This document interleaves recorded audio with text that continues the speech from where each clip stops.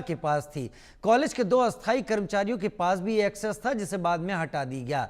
इस घटना ने कॉलेज प्रशासन की लापरवाही और सुरक्षा व्यवस्था पर सवाल खड़े किए हैं। साथ ही फुटेज के साथ ब्लैकमेलिंग के आरोप भी सामने आए हैं। इस मामले में कॉलेज के एक अस्थायी कर्मचारी ने नाम सामने नहीं लाने की शर्त पर दावा किया कि सीसीटीवी फुटेज का उपयोग कुछ कर्मचारियों द्वारा ब्लैकमेलिंग के लिए भी किया जा रहा था। उन्होंने बताया कि कुछ छात्रों और छात्राओं को डरा धमका कर उनके निजी पलों की निगरानी की जाती थी और फिर उनसे अनुचित लाभ उठाने की कोशिश होती थी। सवाल ये कि पश्चिम बंगाल में क्यों ऐसी घटनाएं लगातार सामने आती रहीं।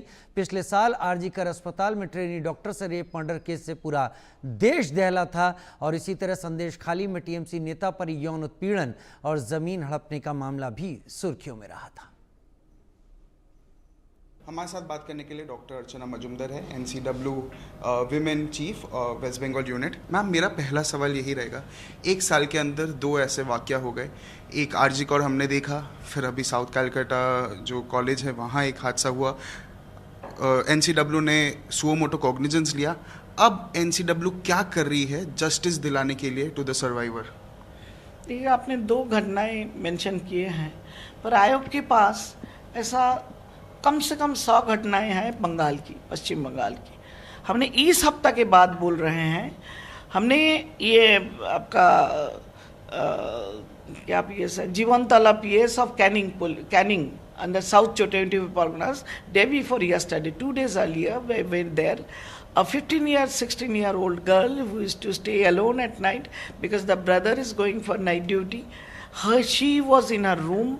She was brutally tortured, gang raped and murdered, and police is telling that she had poison. And the local MLA and panchayats who are the caregiver, they are announcing that she died of jackfruit poisoning. But where is the, at least if not less, 15-20 brutal injuries, asphyxial damages, bruises, abrasions. These are 100% supportive of gang rape. So this is one case. Another case I'll mention of this week. This week in Nadia, there was a housewife. She was raped in her residence, in her room, and someone from other community, he came, raped, and he was arrested by police, and the next day he was released because he is influential. So these things are not getting this media light, but it is happening in West Bengal and coming to commission. We are annoyed about that. Hundreds of cases each day from each corner of Bengal where justice on women are delayed and denied. We are annoyed about that. और ma'am, police का क्या role रहेगा? Police की investigation, sorry हाँ, police का क्या role रहेगा इसमें? पुलिस का क्या, अगर मैं इस केस की भी बात करूं? देखिए, पुलिस अगर ठीक ढंग से काम करे, जो रेपिस्ट है, जो रेस्पोंडेंट है, उनकी सजा हो, एक्चुअल सेक्शंस लगाया जाए और उनका इंक्वायरी के बाद टाइमली उनका डिस्पोजल केस हो, तो उनके फांसी के सजा मिले। 2, 4, 10 घटनाएं ऐसा घटे कि जो रेपिस्ट है, जो गैंग रेपिस्ट है, उसका फांसी हो गया। अब 10 फांसी करवा के बंगाल में दिखाइए, सारे बंद हो जाएगा। बिकॉज रेपिस्ट की सजा नहीं मिल रहा है। पार्क स्ट्रीट से लेकर कामदुनी से लेकर नदिया से लेकर काकद्वीप से लेकर कहाँ आप बोलोगे, RG Kar, Sandeshkhali, this case of law college, everyone is escaped. सबको कुछ ना कुछ हो रहा, चल रहा। दिस डिलेड जस्टिस इसी के कारण से आज ये हाल है। और मैम, आज आप सुबह कस्बा पुलिस स्टेशन पहले 9:30 बजे गए, फिर वहाँ से आप कॉलेज भी गए, साउथ कैलकाटा लॉ कॉलेज गए। वहाँ आपका जो एंट्री था वो डिनाई किया गया। हम वहीं थे, हम देख रहे थे, आप पुलिस से आपका कहाँ सुनी हो रहा था। आप बोल रहे थे कि आपको जाके वीडियोग्राफ करना है, आपका जो टीम है उसको जाना ज़रूरी है, पर आपको वो परमिशन नहीं मिल पा रहा था और आपका जो एक एंट्री है वो डिनाई किया गया था। उसके बारे में हमारे जो दर्शक है थोड़ा बताइए कि क्या हुआ, क्यों आपको नहीं जाने दिया जा रहा? देखिए, कमीशन की पेस जो रूल है, जो मैंडेट है, उसी के हिसाब से कोई भी महिलाओं पर कोई भी अत्याचार, रेप हो या ना हो, हम अगर सुओ मोटो कॉग्निजेंस लें तो उनके पास जाकर जांच करने का पावर हमें दिया गया है। वी आर नॉट ओनली, हम केवल इंक्वायरी नहीं करते, हम जांच भी करते हैं, जांच के बाद उसका विचार भी, रिकमेंडेशन भी हम करते हैं, जुडिशियरी पावर भी हमारी पास है। उसी के नाते हम गए थे आज सुबह, पुलिस से बात करके गए, चिट्ठी लिख के विथ प्रॉपर अपॉइंटमेंट, पर वहाँ जाके वो बोला केवल आपका नाम है और बाकी आपका जो सहयोगी है वो कोई नहीं आ पाएगा। This is not done. Archana Majumdar is not commission, commission is a team. तो फिर इनसे बात बहस हो चलते चलते हमने दिल्ली में चिट्ठी लिखा, गाड़ी में बैठ के, फिर उसका जवाब आया, फिर दिया, तब हमें अंदर जाने दिया। जाने के बाद बोला आप अगर वीडियो उठाओगे, आप जो थी फोटो उठाओगे तो हम सीज कर लेंगे। बोला भाई आपके पास तो औकात नहीं है, अब कमीशन के वीडियो कैसे सीज करेंगे? हम आपसे लड़ाई नहीं करना चाहते हैं, हम साथ में काम करता है for welfare of the girl, victim के लिए हम काम करना चाहते हैं, हम उससे लड़ाई नहीं करेंगे, लेकिन आप जो जो कर रहा है ये हम रिपोर्ट करेंगे, पक्का करेंगे, और उस करने का कारण जो है, उसका जो लॉ अपने वायलेट कर रहे हैं वो हम देख लेंगे।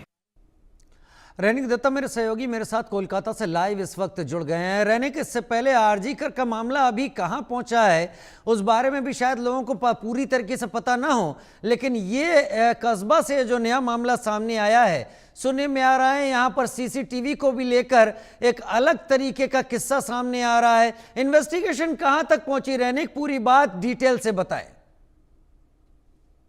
देखिए, पुलिस का सूत्रों के हवाले से जो खबर मिल रहा है कि ये जो कॉलेज कैंपस यानी साउथ कलकत्ता लॉ कॉलेज जो है, इस साउथ कलकत्ता लॉ कॉलेज में जिस दिन इंसिडेंट हुआ था यानी 25 जून को, उस टाइम में कॉलेज कैंपस के अंदर में 3 जगह पर सीसीटीवी कैमरा इंस्टॉल था। 3 जगह के अंदर में, एक तो है एंट्री गेट, दूसरा है कॉलेज कैंपस के अंदर में, और तीसरा जिस जगह पर ऑफिस रूम है उस जगह पर, ये तीनों जगह पर सीसीटीवी कैमरा इंस्टॉल था। ये तीनों कैमरा का जो एकदम एक्सेस, ये एक्सेस अभी मोनोजीत का जो मोबाइल फोन, उस मोबाइल फोन से बरामद हुआ है, ऐसा इस सूत्र के हवाले से खबर मिल रहा है। सूत्र के हवाले से ये भी खबर मिल रहा है कि मोनोजीत जो इस कॉलेज का फॉर्मर स्टूडेंट है, वो अभी इस कॉलेज में टेम्पोररी स्टाफ के जैसे काम करते हैं, ऑफिस क्लर्क के रूप में वो काम करते हैं, टेम्पोररी जॉब है, और इसी वजह से, उस काम करने की वजह से उनके पास ये एक्सेस पहुंचा था, और इसको एक्सेस जो दिया गया था, इस एक्सेस को वो इस्तेमाल कर सकता है ये सीसीटीवी जो फुटेज है, ये फुटेज को टैंपर करने के लिए भी। यानी सीसीटीवी का जो एक्सेस, वो एक्सेस उनके पास उनके मोबाइल में मिला है पुलिस को, और इसीलिए पुलिस की तरफ से उनका जो मोबाइल फोन वो फॉरेंसिक डिपार्टमेंट को दे दिया गया है। दूसरी तरफ अगर देखा जाए तो पुलिस के सूत्र के हवाले से जो खबर मिल रहा है कि एसआईटी के जांच में और एक खुलासा हुआ है कि सीसीटीवी फुटेज में जो जो फुटेज मिला है उसका टाइम पीरियड के साथ ये जो विक्टिम है, विक्टिम का जो बयान, ये बयान डायरेक्टली मैच कर रहा है। यानी विक्टिम की तरफ से पहले दिन एक कंप्लेंट कॉपी दिया गया था जो कि 6 पेज का कंप्लेंट कॉपी था। उसमें जिस जिस टाइम का जिक्र किया गया था, जिस जिस स्पॉट का जिक्र किया गया था, उस स्पॉट में वो टाइम पर वो थे कि नहीं, वो जानने के लिए सीसीटीवी फुटेज का जांच किए थे कोलकाता पुलिस, और कोलकाता पुलिस के जांच में निकल के आया है कि वो जो बयान दिए थे, वो बयान से वो सीसीटीवी फुटेज जो है वो टाइमिंग मैच कर रहा है। यानी जो विक्टिम है, विक्टिम की तरफ से सही तरीके से बयान दिया गया है। मगर दूसरी तरफ पुलिस को एक दिक्कत का सामना भी करना पड़ रहा है, क्योंकि पुलिस का कहना है जिस जगह पर ये घटना घटा है, यानी place of occurrence south Calcutta law college का यूनियन रूम और उसके साथ सिक्योरिटी रूम है, ये 2 प्लेस ऑफ ऑकरेंस जो है ये सीसीटीवी एरिया के बाहर है, यानी उस जगह पर कोई सीसीटीवी मॉनिटर नहीं था। तो इसी जगह से पुलिस को एक दिक्कत का सामना भी करना पड़ रहा है कि, लेकिन बड़ी हैरानी है रैनिक, बड़ी हैरानी है। मैं एक पेट्रोल पंप पर दिल्ली एनसीआर में गया और वहां पर मैंने जाके देखा एक पेट्रोल पंप पर 12 सीसीटीवी लगे हुए थे। ये लॉ कॉलेज है कोलकाता का एक बड़ा, इस पूरे लॉ कॉलेज में सिर्फ 3 सीसीटीवी कैमरे, ये भी अपने आप में बड़ी बात है कि जो मैनेजमेंट है वो कितना ज्यादा लचर रवैया अपनाता है। रैनिक, बहुत शुक्रिया फिलहाल के लिए मेरे साथ जुड़ने के लिए, इस जानकारी के साथ आपका। फिलहाल एक छोटे से ब्रेक की तरफ आगे बढ़ रहे हैं, जल्द हाजिर होते हैं।